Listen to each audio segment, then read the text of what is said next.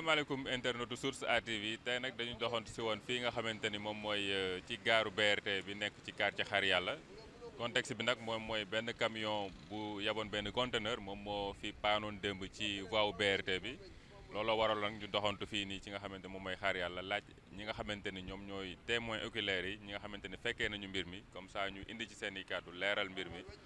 ñu mën a xam exactement lan moo fi xew ak lan moo waral accident yi di xaw fan yi ñu fekk fi nag ki nga xamante ne moom mooy Moustapha moom nag fekkee na mbir mi bi mu fi mu xewee ñu koy laaj moom Moustapha yow mbir yi fii la fekk. waaw mbir yi dem fii la mu fekk parce que instant boobu maa ngi toog fii ak sama ñaari pompis yi xam nga après si laa toog sax di leen jox xaalis si laa jëjee camion bi parce que instant boobu noonu fee dañ koo baare woon quoi léegi dañ ko baare na instant boobu gars yi doon liggéey tali bi ñoom ñoo ne waa ji na mujj jaar nii quoi après waaw waaw. ñoo leen wax ñu jaar ci yoonu BRT bi. waaw après si la gars yi ne ko ne dañ na jaar ci yoonu BRT ba mu fa jaar na démb léegi nag tombé nag léegi BRT xam nga camion bi dafa gudd conteneur dafa gudd après si la cati conteneur bi laal affaire bi si kaw ne la mujj laal quoi si la daanoo nag ba mu daanoo après si la léegi nag toog lu yàgg xam nga ma taxaw ak gars yi fii ma gis gars yi na jóge fee ne di sinap ak yooyu après si la police ñëwee na police grand yi fi ñëw yóbbu waajo quoi. kon camion bi ci yoonu BRT bi la jaar. parce que dans norme sax warutoon jaar foofu parce que moom xam nga da lay wóor ne loolu bu yóbboon dara xam mën na indi te camion xam nga bu xasee ba daanu cat bi bu laalee kii day tourné te heureusement sax dafa mujj daanu ci weñ bi nii ñu baare fële fee lañ baaroon démb quoi. mais ba amul ku ci gaañu wala amul ay dégâts yu mu def. non amul dégâts amul benn gaañu bu fi ne xanaa camion bi kay moo xaw a déborder rek. chauffeur bi dara dalu ko. chauffeur tamit tellement dara dalu ko tamit fa dëgg yàlla dara dalu ko amul benn dara métti ko dara policier daal ñoo ñëw xam nga def tamit seen yoon ñëw jël ko yóbbu ko. léegi yow sécurité BRT bi est-ce que yaa ngi gis nga ci sécurité par rapport ak yow mi nga xamante ni yaa ngi jàkkaarloo ak voie BRT bi fii nii est-ce que am na sécurité selon yow. non man na sécurité dafa xaw a des quoi parce que da lay wóor ne BRT bi 22h day wàcc te bu wàccee tamit des fois da nga gis gars yi di jaar fii parce que man fii lay nekk si pompe bi fii lay toog jàkkaarloo tali bi ak BRT bi n'est-ce pas damay gis oto yi des fois camions yi wala bus yi da ngay gis ñu jaaree beneen yoon bi te du normal ñu fay jaar. même bu nekkoon am na sax benn agence bu nekk fii nii bu wax gars yi nañ jaar fii sax ok gars yi nañ mën a jaar fii des fois nga gis moto yi def sens interdit jaar nii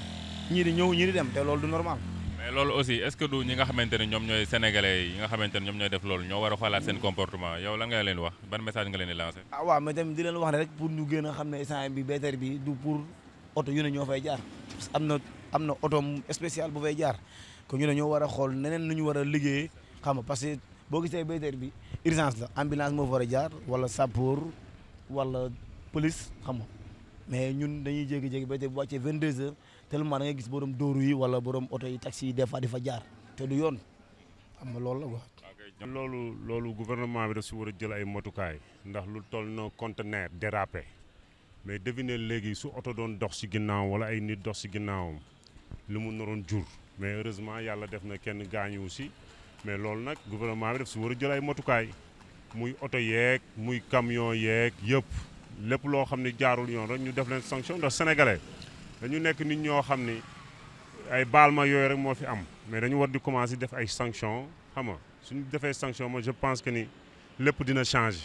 ndax ñun ñoo leen war a mën a jàppale mais ni leen di jàppale mooy suñu acte ak suñu ay comportement mais tey jii lii nii am fii démb heureusement la yàqul dara sax mais loolu lu mu def noonu loolu danger la conteneur ñu nga tekk si kaw kii mu dérapé wàcc dal si BRT mais heureusement oto ñëwul mais am na yenn yoo xam ne ça ne se fait pas mais loolu yow soo tegee conteneur war nga am matukaay bi vérifier avant ngay dem mais vérifier woo nga ñëw dawal ko si digg tëli non mais li ñu def nii xamuñu ko sax mais lii tey jii du yoon man su doon man la oto boobu dootul dawati ah ndax nit ki dañuy am na loo xam ne bu ñu am yërmande. gis ñu sénégalais yërmande mooy tax suñu bëre du dox dafa am leen loo xam ne il faut ñu doxal ko léegi li ñu koy doxal nag ay sanction la ku deful loo warul def rek ñu teg la si yoon loolu rek mooy faj affaire bi. léegi yow lan ngay wax sénégalais yi nga xamante ni xàmmewuñu fi ñu war a jaar ak lan mooy passage piéton ak BRT bi dafa am voie boppam ak yooyu noonu yëpp ñoom dañuy def rek comme si de rien n'était quoi yow loolu nga wax sénégalais yi ban message nga leen di lancer. gis nga sénégalais yi li ñuy wax rek ñun ñëpp dañ tëxat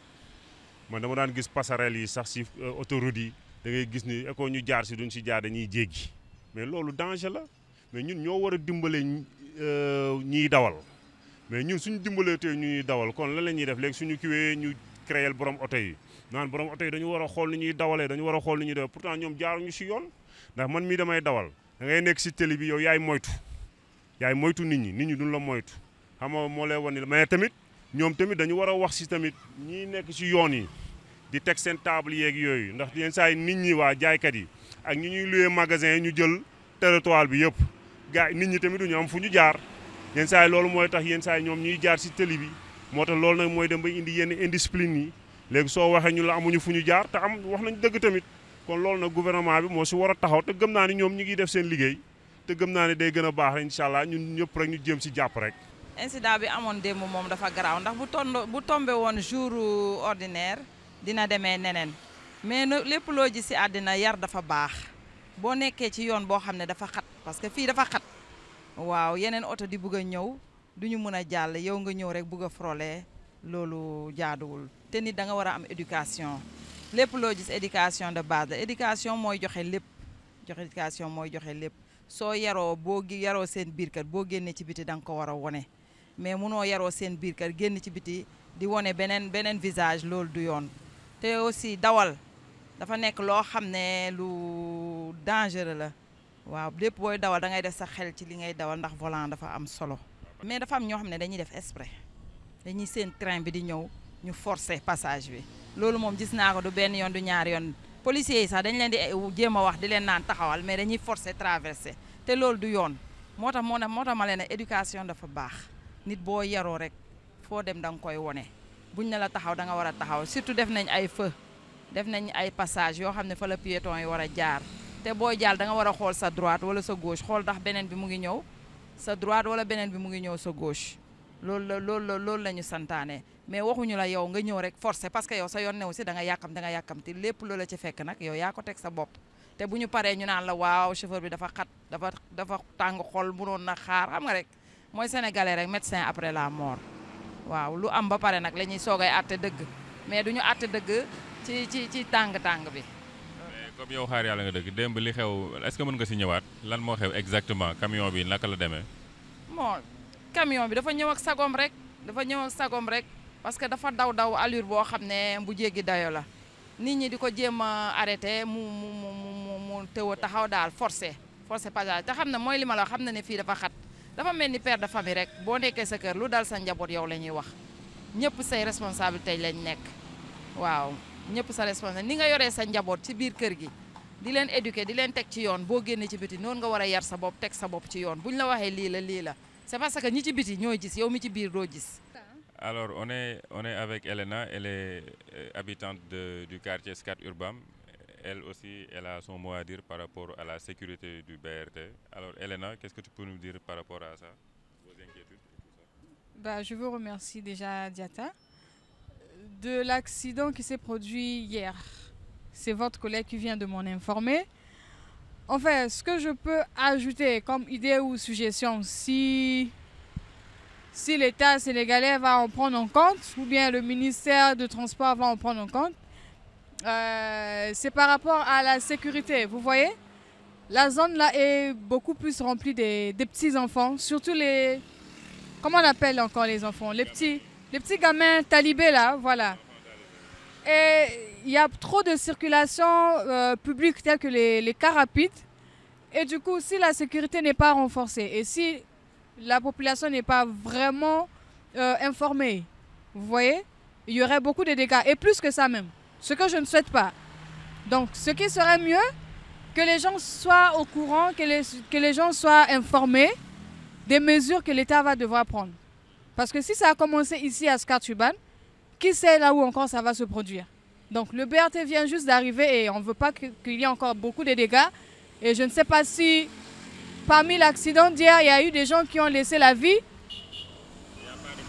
Il n'y a pas de perte, merci Dieu. Mais néanmoins, on doit beaucoup renforcer la sécurité, ce que je peux appuyer. Parce que j'ai vu de l'autre sens vers Sacré-Cœur. Il y a beaucoup plus de policiers qui sont là-bas et qui veillent vraiment à la sécurité et à la circulation. Mais j'ai constaté ici là, à Scat Urbam, il n'y a pas assez de policiers. Il y en a peut-être deux. C'est une personne qui est là et une autre personne qui est là-bas. Mais s'il n'y a pas beaucoup des agents de sécurité, ce genre de choses vont beaucoup se produire. Vous voyez? Donc dans les pays comme les pays européens, eux, ils ont mis en place la sécurité renforcée parce qu'ils savent que les gens ne sont pas vraiment informés. Donc il faut en tenir compte, c'est très important. Voilà, exactement. Que les Sénégalais, pas seulement les Sénégalais, que tous soient informés, vous voyez. C'est ce que je reviens encore à appuyer comme communication et sécurité. Parce que si les gens ne sont pas informés, beaucoup de choses vont se produire. Et si les gens y insistent,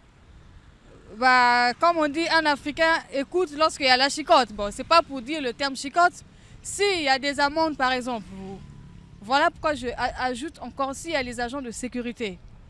qui veillent à ce que les gens respectent les mesures que l'État va prendre, ou bien le ministère du Transport ou qui que ce soit va prendre, bah, je crois que tout le monde va le respecter. Hein. Si vous l'avez fait avec le TR, merci. Bah, ça peut se faire avec le BRT qui vient juste d'arriver et on entend déjà les dégâts. Ça fait peur en fait, même pour moi qui n'a pas encore pris BRT. Bah, je vais commencer à me poser des questions. Est-ce que c'est beaucoup sécurisant avec ce qu'on entend? Bah, c'est un peu mon humble avis. waaw arrivé BRT bi d'accord baax na parce que day gën a gaawal nit ñi comme ni ñu ko waxee dafa am voie spéciale mais problème bi mooy intersection yi mooy problème intersection yi dañu ko war a sécuriser intersection yi doo ko teg ay agent noonu il faut que mu am obstacle ñu leen di oto yi bu ñu ñëwee ñu leen defal position avancée di leen garer avancé nga xam ne oto bi du egsi mais boo bàyyi ba oto bi egsi nit ku lu mu ko mënal ñoom dañu war a y a des systèmes dafa am système rajo yu gars yi mën a liggéey BRT bi fu mu toll na ci telle intersection gars yi baare mais doo ñëw rek boo mën a këpp seen kaw ñu baare oto yi dañuy ñëw yéeg seen kaw il faut de la prévention il faut nga def ay position avancée doo ñëw ba egg door a arrêté au départ BRT bu mu ñëwee ñoom mën nañu ko accompagner par message rajo niveau tel la egg bu eggee sa niveau yow préparé nga tëj nga moo gën a gàtt. moom ay barrage automatique comme ay passage à niveau. nit ñi sax dañuy yore ñoo yore obstacle yi c'est-à-dire gardien bi moom moo yore obstacle yi day yore bu dee buum la wala lu muy tàllal wala weñ la moom da koy yore bu ñëwee mu wax ko. donc mais du bàyyi ba mu egg mu taxaw ko c'est-à-dire dafa war a doon avancé bu amoon message rajo ñu ne BRT bi toll na tel point mu xam ne mi ngi ñëw ci moom 5 minutes avance mun na fermer mais bu ñëwee ba ne këtt na jonn bon.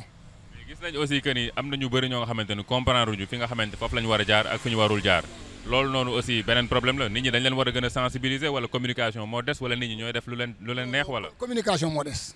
parce que il va falloir publicité yi ñu def ñu ngi def yenn publicité mais malheureusement loolu duñ ci publicité nit ñi xamuñu fu ñu jaar da ngay wën nit ñi fu ñu war a jaar ay nit taxaw di wax ak ñoom jeex na bu ko nit ñi comprendre parce que ku nekk bëgg nga sa bakkan quand même. comme agent TER yi nu ñu koy defee boo yegsee ci gaar bi. justement comme agent TER yi ñu ko def ñoom loolu moo manqué jënd billet mun nañu ko mais nit ñi fu ñu war a jaar kenn du leen ko wax boo leen ko waxee ñu def ko parce que kenn bëggul jox sa bopp ci oto yi. mbokku internet SATV ñoo ko gisandoo ñëwoon nañ fii nga xamante ni moom mooy xaar yàlla fi nga xamante ni démb ci guddi camion bi fii la baan ci waaw BRT bi ñu ñëwoon fi nag doon laajte xalaat ñi nga xamante ni ñoom ñooy riverains yi dëkkee fii ci xaar yàlla ak Scat Urbam ñoom nag seen kàddu benn la mooy BRT bi war nañ ko gën a renforcer sécurité bi nga xamante ni ci intersection yi ak gaar yi mu am ay forces de défense et de sécurité ak ñoo nga xamante ni ñoom ñooy indiqué oto yi ak piétons yi fan la ñu war a jaar ak fan ñu warul jaar donc loolu daal en résumé loolu la ñu fi jël see fi nga xamante ni moom mooy xaar yàlla ak Scat Urbam di leen jox dig daje beneen yoon ci yeneen événement ci Source A TV jërë ngeen jëf